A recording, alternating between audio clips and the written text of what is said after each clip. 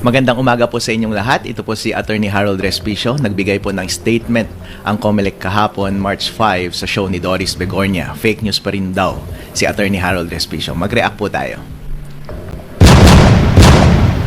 Andun yung mama, yung abogado chairman, talagang pinaninindigan niya na pwedeng ma-hack, pwedeng mapakialaman yung ating mga makina pagdating sa eleksyon. Talagang naninindigan siya. Hakabol ang sabi niya. Tsaka kinasuhan daw siya dahil talagang parang pwedeng mangyari yung kanyang akusasyon. Tama. What do you say, Chairman? Una, hindi ko po tatalakayin yung mismong kaso sapagkat syempre nandyan na po yan sa prosecutor's office ng City Hall ng Manila. Pero doon lang po sa sinasabi niya, ang sabi po niya, kasi Sir Alvin, Ma'am Doris, dinala namin sa inyong istasyon ang ating mga makina at yan po yung na-demo natin on the spot talaga pagkaaga-aga nung sa programa po ninyo. Una, ang sabi po niya, yun daw po kasing makina ay nakakabit sa internet mula umaga hanggang gabi sa araw ng eleksyon. At yan po daw ay hindi gagana kung wala pong internet connection. Okay. Nakita niyo po doon sa inyong programa, nung dinala po natin, wala naman po internet connectivity dyan. Nakasaksak lang po sa kuryente yung mismong makina. In fact, tinanggal pa natin yung saksak kasi pwede natin gumana ang makina kahit hindi po siya nakasaksak sa kuryente sapagkat meron po siyang battery na pwede po tumakbo ng 3 araw. So yun po yung doon pa lang may mali. So ang sabi po niya, basta nakakabit sa internet, sure na mahahak po yan. Wala pong kabitan ng internet dyan. In fact po, ang sabi niya, pangalawa, ang mangyayari dyan ay magtatransmit muna ng result. Pagkatapos mag-transmit ng result, tsaka mag-iimprenta ng balota. Pag-transmit na result, pwede rin daw pong ma-hack doon. Hindi po ba ang ating sinasabi? Nasa guidelines po natin yan. Nasa TOR, nasa source code review, at nasa lahat po ng demo namin na magpiprint muna siya ng siyam na election returns. Yung isa, ipapaskill ka agad sa labas ng presinto, at pagkatapos tsaka po siya magtatransmit ng result. So, ibig sabihin, bago po siya mag-transmit ng result sa PPCRB, sa NAMFREL, sa majority party, sa minority party, sa media, sa central server ng COMELEC, sa City or Municipal Board of Canvassers, ay alam na po ng lahat kung ano ang result sa presinto. Dahil nga po nakapag-print na at nakapag-paskill na. At sabi po niya pati, kapag kada po corrupted, yan pong machine ay pwede raw pong magawa ng paraan na madaya. Hindi po pagka-corrupted kahit yung laptop natin, kahit cellphone natin, hindi na po gumagana yun. So medyo imposible po kapag ka-corrupted. Sabi rin po niya ay pwede lang po ma-hack. Para po sa kaalaman ng lahat, hindi po tayo naka-public connect, tayo po yung naka-private private po ang ating pong internet sa transmission, and therefore hindi po siya pwede yung ano po yung sinasabi niya. So doon pa lang po sa mga bagay-bagay na yun, medyo may mga mali po doon sa mga sinasabi niya. Kaya tama po yun. Ang sabi naman niya, pwede makipag-ugnayan kami. Opo, tama po yun, makikipag-ugnayan po kami sa kanya. Pero yun nga po ang dami na po niya kasing nasabi, hindi muna niya kami tinanong sa mga bagay na yan. If you are super confident na hindi Yun po, yung sinabi ni Chairman George Garcia. Wow! Mas magaling mag-fake news si Chairman George Garcia. Ang galing niyang magsabi ng mga bagay-bagay na hindi ko sinabi. Chairman George Garcia, kung merong nagfe-fake news sa ating dalawa, ikaw yun kasi lahat ng sinabi mo, hindi yun ang sinabi mo. Marami kang sinabing kasinungalingan na hindi totoo base sa rules at base sa totoong mundo. Okay, isa-isahin ko po lahat ng sinabi ninyo ha, Chairman George Garcia.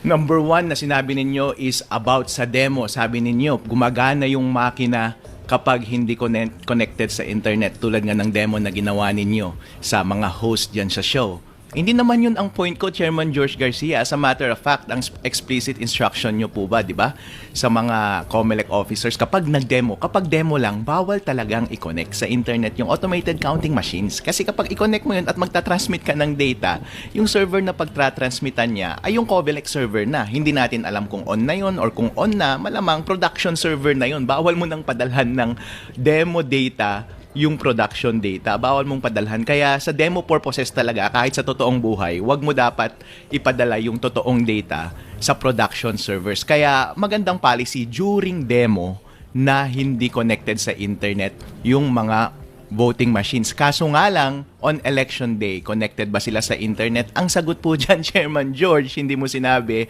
ang sagot dyan ay totoo. Tanungin mo yung mga tauhan mo sa COMELEC nung last election, connected ba sa internet buong maghapon? Opo. This election, pwede ba natin i-expect na mag-connected siya sa internet during election day? Yes!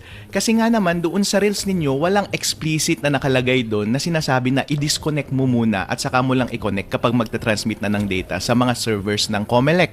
At tinanong ko rin yung mga COMELEC officials, given this handbook or rules ng COMELEC ngayon about sa paghawak ng voting machines, sa tingin mo ba dapat mong i-disconnect? Sa tingin mo ba connected buong araw yung voting machine sa internet on election day? Sabi nila, oo, kasi wala namang instruction sa akin na tanggalin yung internet connection dun sa voting machine on election day. Kasi as a matter of fact, days before ng botohan, merong troubleshooting na ginagawa. Lahat, including ng internet connection, ay itetest. Iko-connect mo na kaagad siya sa machine at kapag okay na yung pasok niya sa internet, ibig sabihin wala ka nang gagalawin sa machine. Ililigpit mo yung machine, wag mong gagalawin. Pagdating ng election day, i-on mo na lang yung machine. Wala ka nang gagalawin dun sa internet connection.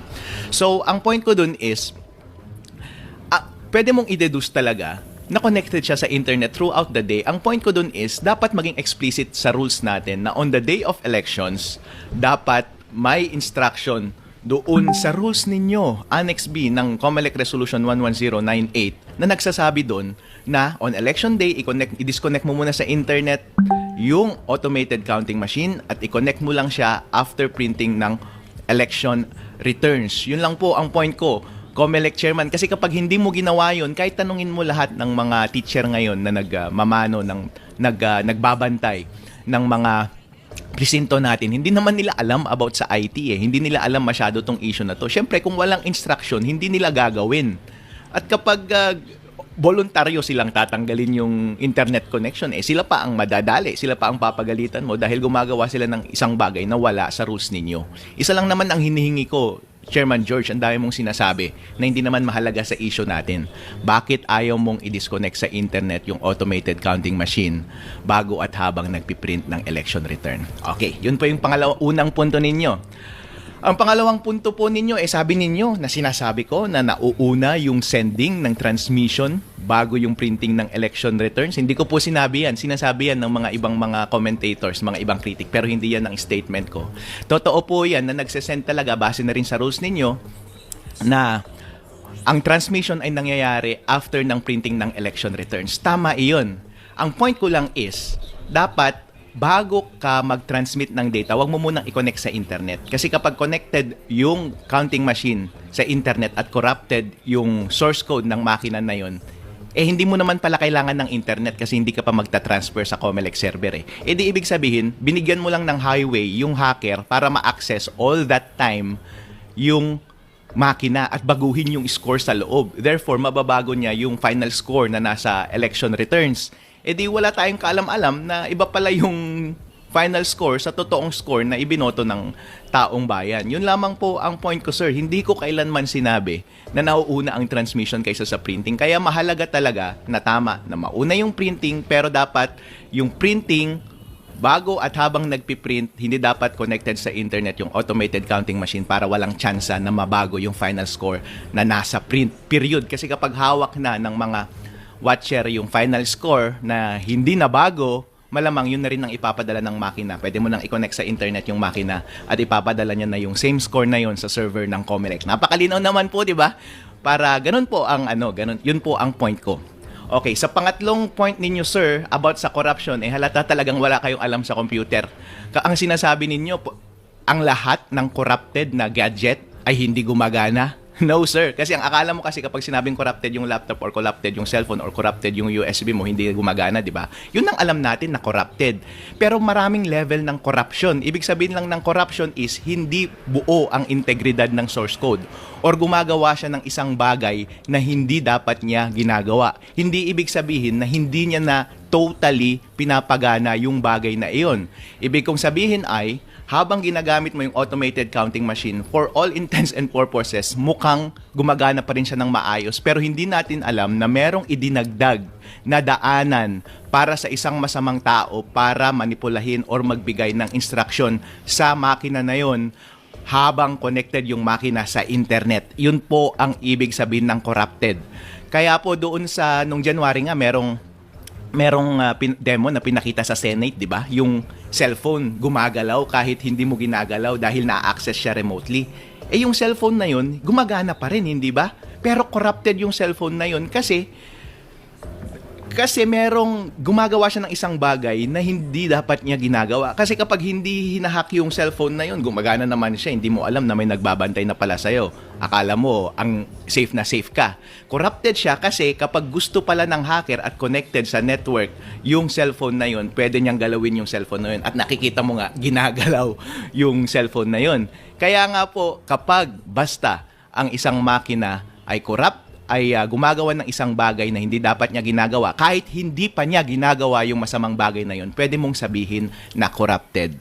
Chairman George Garcia, ikaw ang fake news. Halatang wala kang alam sa mga bagay na to. Mas maganda siguro na mag-imbita ka ng IT expert at magdebate kami.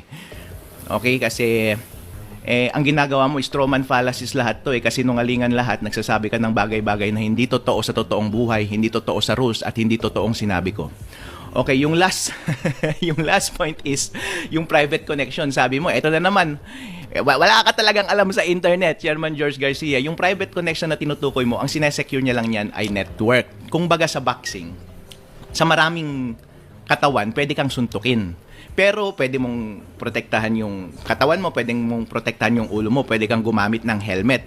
Pero hindi ibig sabihin na gumamit ka ng helmet ay hindi ka na mamamatay or hindi ka na pwedeng bugbugin. Kasi pwede ka pa rin bugbugin sa ibang parte ng katawan mo.